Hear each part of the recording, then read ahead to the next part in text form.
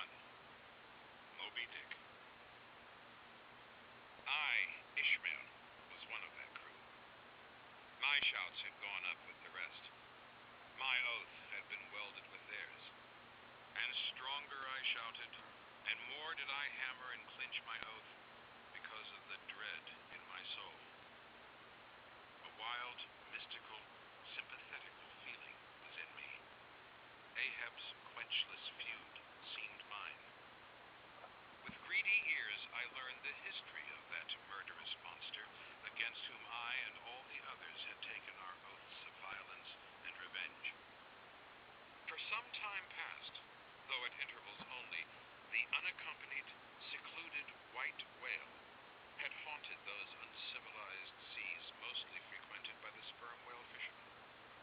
But not all of them knew of his existence. Only a few of them, comparatively, had knowingly seen him, while the number who as yet had actually and knowingly given battle to him was small indeed. For owing to the large number of whale cruisers, the disorderly way they were sprinkled over the entire watery circumference, many of them adventurously pushing their quest along solitary latitudes so as seldom or never for a whole 12-month or more on a stretch to encounter a single news-telling sail of any sort, the inordinate length of each separate voyage, the irregularity of the times of sailing from home, all these, with other circumstances, direct and indirect, long obstructed the spread through the whole worldwide whaling fleet of the special individualizing tidings concerning Moby Dick.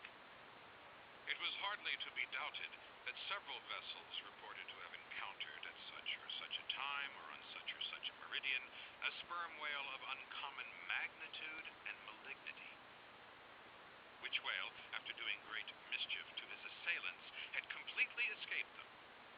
To some minds, it was not an unfair presumption, I say, that the whale in question must have been no other than Moby Dick. Yet as of late, the sperm whale fishery had been marked by various and not unfrequent instances of great ferocity, cunning, and malice in the monster attacked. Therefore it was that those who by accident ignorantly gave battle to Moby Dick, such hunters perhaps for the most part, were content to ascribe the peculiar terror he bred, more as it were, to the perils of the sperm whale fishery at large than to the individual cause. In that way, mostly, the disastrous encounter between Ahab and the whale had hitherto been popularly regarded. And as for those who, previously hearing of the white whale, by chance caught sight of him, in the beginning of the thing they had every one of them almost as boldly and fearlessly lowered for him as for any other whale of that species. But at length, such calamities did ensue in these assaults, not restricted to sprained wrists and ankles, broken limbs, or devouring amputations, but fatal to the last degree of fatality, those repeated disastrous repulses, all accumulating and piling their terrors upon Moby Dick, those things had gone far to shake the fortitude of many brave hunters, to whom the story of the white whale had eventually come. Nor did wild rumors of all sorts fail to exaggerate, and still the more horrify the true histories of these deadly encounters.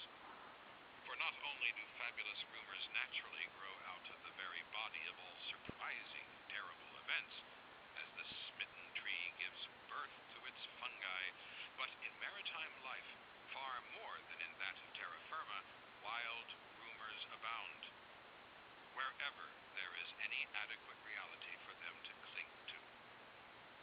And as the sea surpasses the land in this matter, so the whale fishery surpasses every other sort of maritime life, in the wonderfulness and fearfulness of the rumors which sometimes circulate there. For not only are whalemen as a body unexempt from that ignorance and superstitiousness hereditary to all sailors, but of all sailors, they are by all odds the most directly brought into contact with whatever is appallingly astonishing in the sea. Face to face, they not only eye its greatest marvels, but hand to jaw give battle to them. Alone, in such remotest waters,